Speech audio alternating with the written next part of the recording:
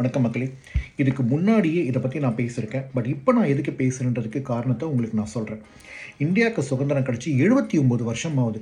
இந்த சுதந்திரத்திலே நமக்கு கிடச்சிருக்க பெரிய சுதந்திரம் எது தெரியுமா?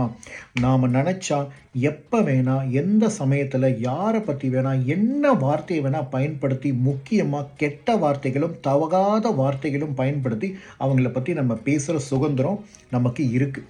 ஒருத்தவங்க கருத்து போடுறாங்களா, அந்த கருத்து நமக்கு பிடிக்கலையா, உடனே அவங்கள அசிங்கமாக திட்டுறதுக்கும் கெட்ட வார்த்தையை வச்சு திட்டுறதுக்கும் நமக்கு உரிமை இருக்குது, சுதந்திரம் இருக்குது.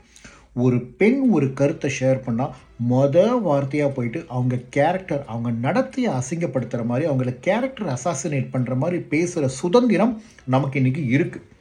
ஒரு பதிவு உங்களுக்கு பிடிக்கலையா, ஒரு கருத்து உங்களுக்கு பிடிக்கலையா, உடனே போயிட்டு அந்த பதிவு போட்டவரை உருவகேலி பண்ணுறதுக்கும், அவரை அசிங்கமாக திட்டுறதுக்கும், அவர் குடும்பத்தையும் சேர்த்து அசிங்கமாக திட்டுறதுக்கும் சுதந்திரம் நம்ம எல்லார்கிட்டையும் இன்றைக்கி இருக்குல்ல.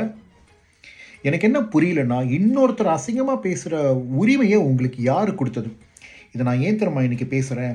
கடந்த 3 நாளாக எனக்கு நிறைய சகோதரிகள் பண்ணுற ஒரே விஷயம், அண்ணா நான் ஒரு கருத்து போடுறேன்னா என்னை அசிங்கமாக திட்டுறாங்கண்ணா, நான் அதெல்லாம் டெலீட் பண்ணிட்டேண்ணா, ஆனால் நான் இதை பற்றி பேசுகிறேன்னா உடனே என் குடும்பத்தை பற்றி பேசுகிறாங்கண்ணா, என் நடத்தை பற்றி பேசுகிறாங்கண்ணா, என்னை கேவலமாக பேசுகிறாங்களான்னு மெசேஜ் பண்ணுறாங்க.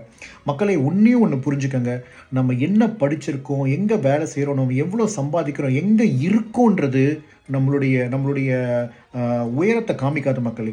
நம்ம என்ன பேசுகிறோம், எந்த மாதிரி வார்த்தைகளை பயன்படுத்துகிறோம், இன்னொருத்தரை எப்படி நடத்துகிறோன்றதை பொறுத்து தான் நம்ம எவ்வளோ உயரத்தில் இருக்கோம்னு காமிக்கும். அதை விட முக்கியமான விஷயம், நம்ம பயன்படுத்துகிற வார்த்தை தான் நம்ம எப்படி வளர்ந்துருக்கோம், நம்மளை எப்படி வளர்த்துருக்காங்க அப்படின்றதுக்கான பிரதிபலிப்பு. தீயினால் சுட்டப்பன் உள்ளாரும் ஆறாதே நாவினால் சுட்டவடு அப்படின்றத படித்து வளர்ந்தவங்க நாம். தயவு செஞ்சு இன்னொரு தடவை இந்த மாதிரி வார்த்தைகளை பயன்படுத்தும் போது அவங்க மனநிலைமை யோசித்து பயன்படுத்துங்க.